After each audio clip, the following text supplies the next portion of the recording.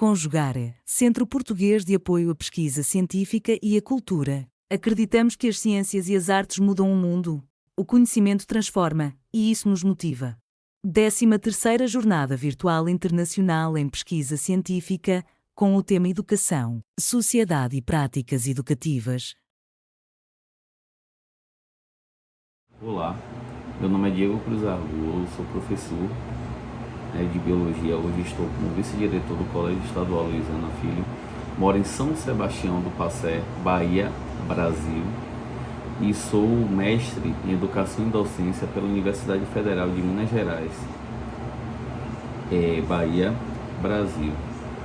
E trago hoje um estudo intitulado Momento Ancestral, uma vivência de estudantes no ensino médio com herdeiros na Feira Livre de São Joaquim, em Salvador, Bahia, Brasil.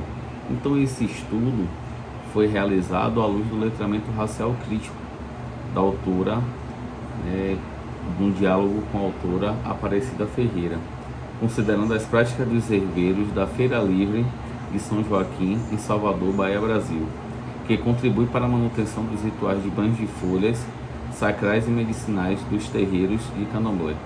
Então essa pesquisa, essa prática educativa é um recorte da minha investigação de mestrado, que foi no âmbito do programa de mestrado em Educação e Docência. E essa é uma das oficinas que desenvolvi, planejei e realizei no meu mestrado. Mas essas oficinas, neste estudo, eu chamo de momentos ancestrais. E esse letramento racial crítico foi designado para ancorar os momentos ancestrais. Por quê? Porque ele visa investigar e compreender as formações das relações de poder e dominação, além de compreender como essas relações impactam na transformação das identidades raciais. Quem nos diz isso é a Pereira e Lacerda, 2019. E qual o objetivo dessa prática educativa com os herdeiros da Feira de São Joaquim? O objetivo dessa prática educativa foi reconhecer a feira como um lugar pedagógico, ancestral e de resistência, que nos possibilita construir conhecimentos a partir de contato direto com os mestres da cultura popular e com o que aprenderam com outras pessoas no seu ciclo social. Esse momento ancestral tem como foco as práticas educativas do Colégio Estadual, como eu já tinha falado, Luiz Viana Filho, em Candeias, Bahia. E essa cidade fica também na área metropolitana de Salvador, Bahia.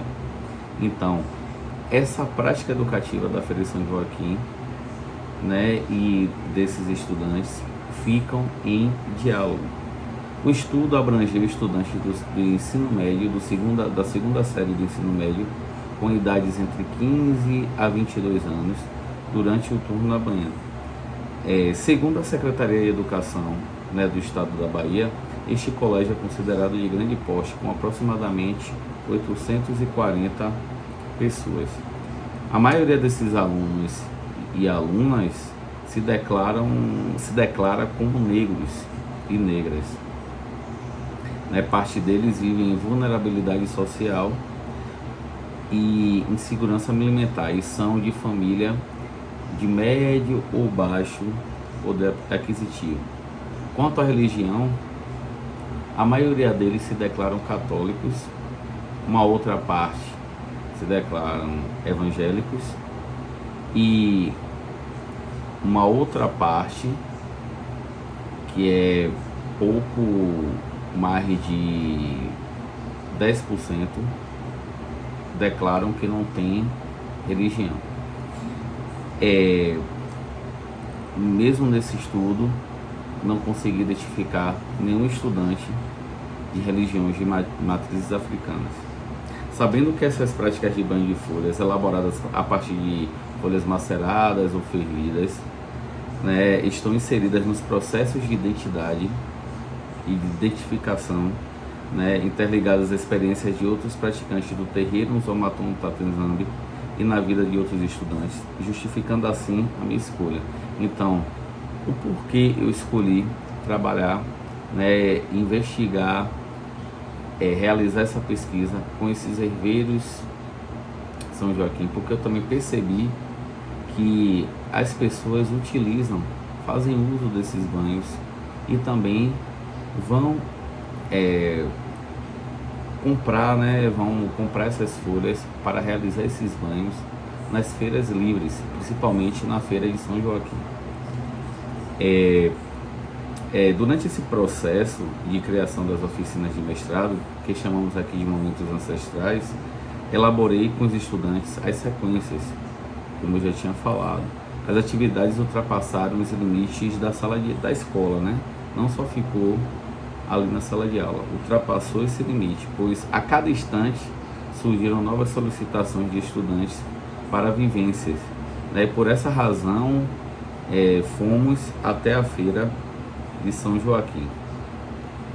Nessa caminhada, destaco duas situações, né, dois motivos, e justifico também o porquê eu pensei em realizar essas ações.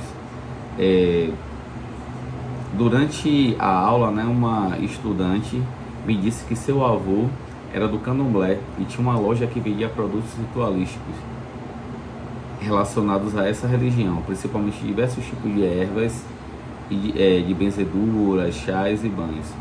Ela disse que quando seu avô faleceu, né, a sua avó passou a administrar o espaço. Isso influenciou a sua avó a entrar no Candomblé. A avó da aluna aprendeu esses conhecimentos com as plantas, comercializar, pela oralidade de geração em geração.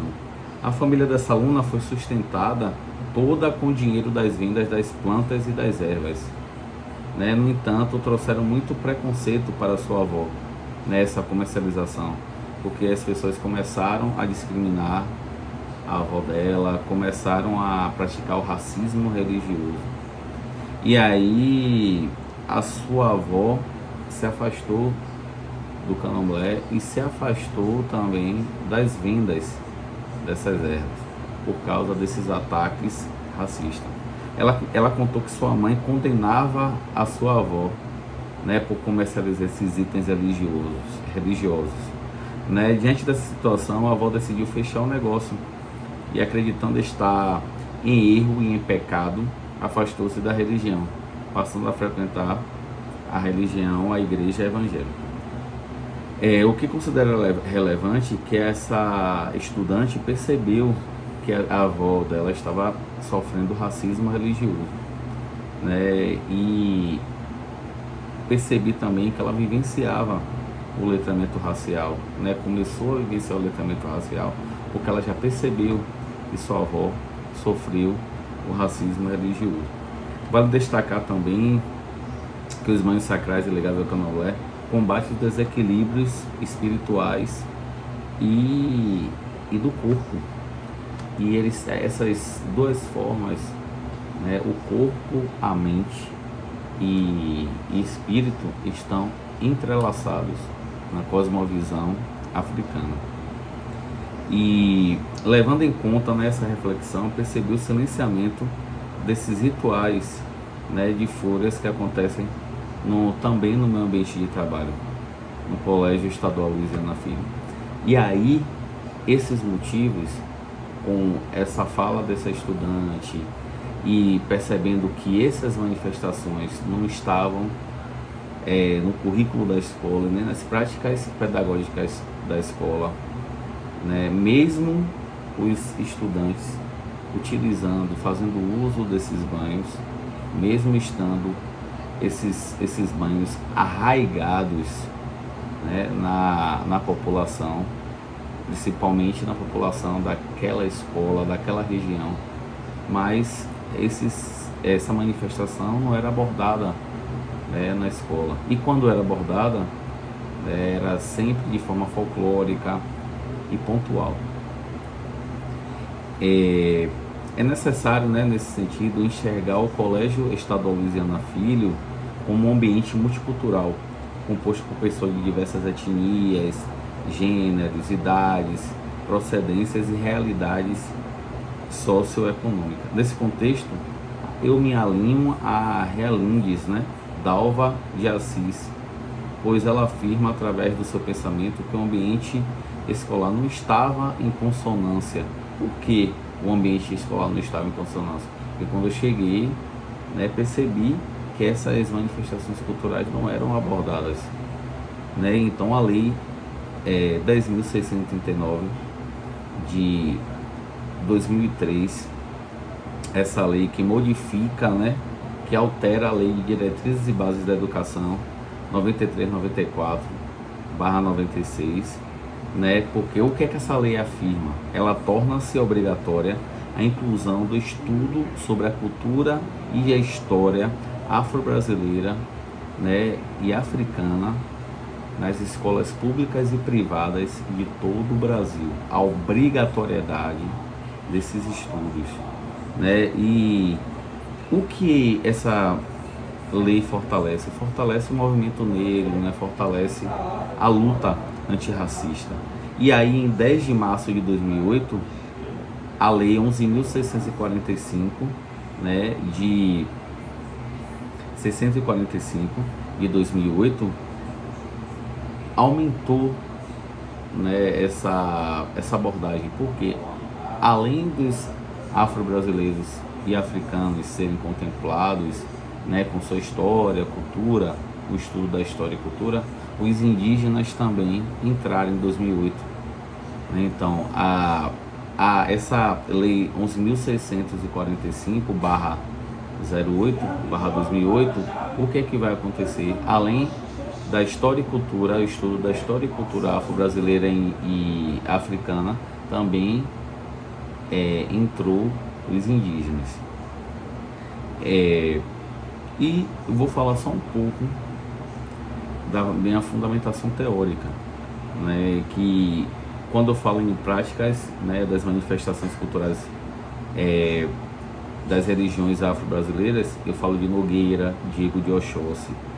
Aí quando eu falo de letramento racial, né, crítico, eu falo de Aparecida Ferreira. Os estudos decoloniais, Nelson Maldonado Torres. Então eu trago também as relações étnico-raciais nesses estudos. Falo de Nilma Lino Gomes, 2000. E aí eu falo também desse estudo das identidades.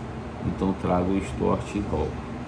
É importante trazer para o chão desse colégio, né, Luiziana Filho, e foi importante levar o estudo dessas manifestações culturais afro-brasileiras e indígenas, os banhos de folhas sacrais medicinais, né, porque percebi que essa temática estava sendo trabalhada bem superficialmente, como eu já tinha falado.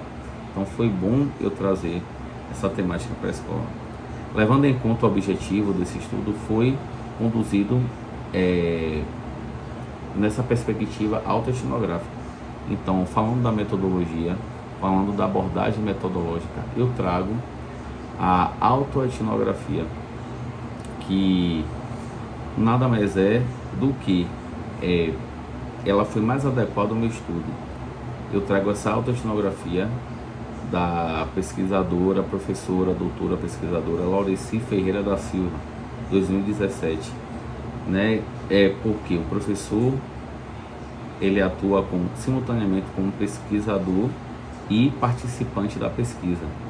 Ao voltar seu olhar, né, para a sua própria subjetividade, o professor pesquisador poderá compreender não apenas o contexto sociocultural do ambiente investigado, mas também as subjetividades dos demais participantes do estudo. Então, as minhas experiências se entrelaçam com as experiências dos estudantes e de outros participantes da pesquisa. É fundamental destacar também que a autoetnografia integra a abordagem etnográfica, né, que além de se dedicar à descrição, também promove o desenvolvimento de análise, interpretações de seus próprios processos de criação. Aí eu trago Marli André, né, essa etnografia escolar, que além de porque partiu, né, da escola, essa pesquisa, toda uma projeção para a gente ir a campo, né? Então todas essas análises também partiu da sala de aula, transbordou da sala, mas partiu da sala de aula. Então também é uma etnografia, né, escolar, que a gente voltou os estudos também para a escola. E eu trago também a cartografia, que é esse mapeamento, que é essa descrição de todo o processo que está acontecendo naquele momento. Então eu trago essa cartografia de Lírio. Para o que é a cartografia? É o mapear, eu descrever, eu anotar, né, refletir tudo o que está acontecendo naquele momento. Então eu trago o autor, né, e o pesquisador também, Vinícius da Silva Lírio, pesquisador doutor Vinícius da Silva Lírio. Então, quando eu venho, né, eu vou fazer uma descrição. Eu já falei da minha metodologia que eu utilizei, foi a autoetnografia, e agora eu vou falar um pouco do que aconteceu, né, lá na feira de São Joaquim, um pouco dessa prática educativa. Então, no dia 5 de dezembro, né, de 2023, eu tive a oportunidade de me reunir com esses estudantes para organizarmos a atividade de campo na feira de São Joaquim, que foi o 5º encontro ancestral.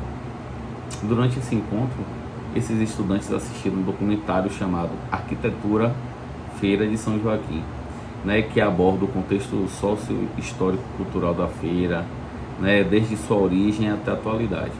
Nesta atividade, né, também abordei a relevância dos herveiros na preservação dos rituais de benzimento, né, considerando os processos de urbanização e desmatamento, que tem reduzido tanto os quintais quanto a Mata Atlântica na região metropolitana.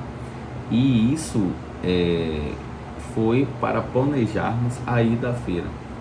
Fui, né, à feira de São Joaquim para conhecer os herveiros. Eu já conheci o espaço, mas não conhecia os herveiros. Fui lá conversar com os herveiros para informar que os estudantes iriam, né, conversar com eles sobre folhas, sobre os banhos de folhas.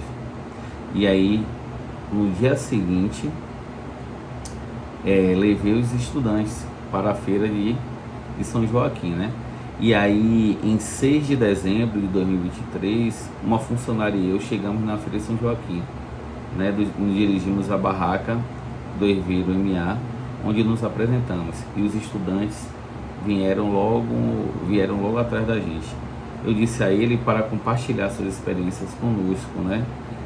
Contanto que se sentisse à vontade. Em seguida, o seu MA fez sua apresentação, né? Que ele era, segundo ele, né, abre aspas, meu nome é MA, trabalho há 40 anos aqui na feira, vivo disso. Aqui, graças a Deus e aos orixás, antigamente, além de folhas, vendia temperos, hoje só vendo folhas. Então, MA, ele se apresentou, e aí os estudantes, né, que eu vou chamar de estudante A1, perguntou, como o senhor começou a trabalhar aqui? Aí o senhor MA respondeu, comecei a trabalhar aqui quando eu tinha 16 anos, vendendo verdura.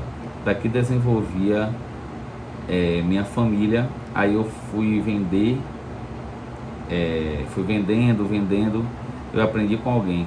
Todo mundo aprende com alguém. Então, os estudantes começaram a fazer perguntas sobre banhos, se MA ele passava, prescreviam banhos de folhas. E aí eu trago o Gustavo Ferreira, né, que em 2022, que ele traz assim,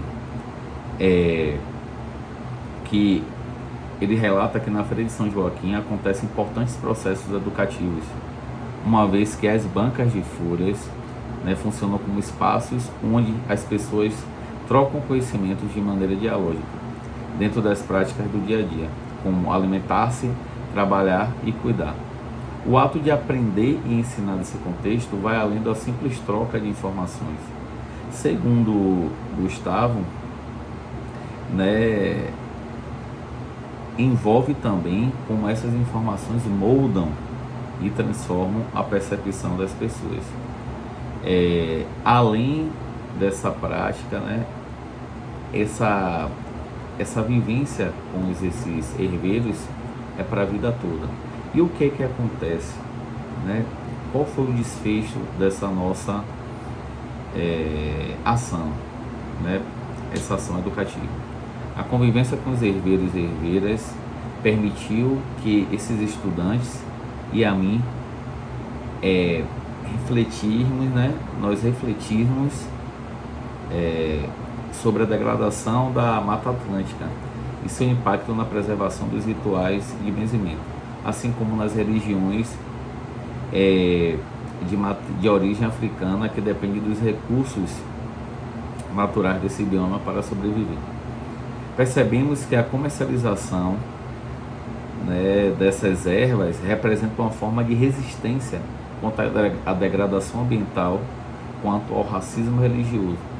Porque se as pessoas e os adeptos do candomblé não conseguirem encontrar nas matas, não conseguirem encontrar nos quintais dos terreiros, podem procurar na feira de São Joaquim, nos herveiros. Então, continua sendo como resistência e a manutenção das religiões de matrizes africanas e também estão atreladas à feira de São Joaquim.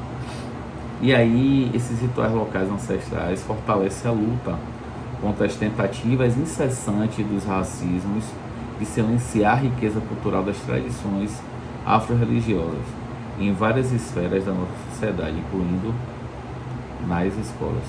Obrigado, que vocês tenham percebido, que vocês tenham gostado da nossa prática, da nossa ação educativa.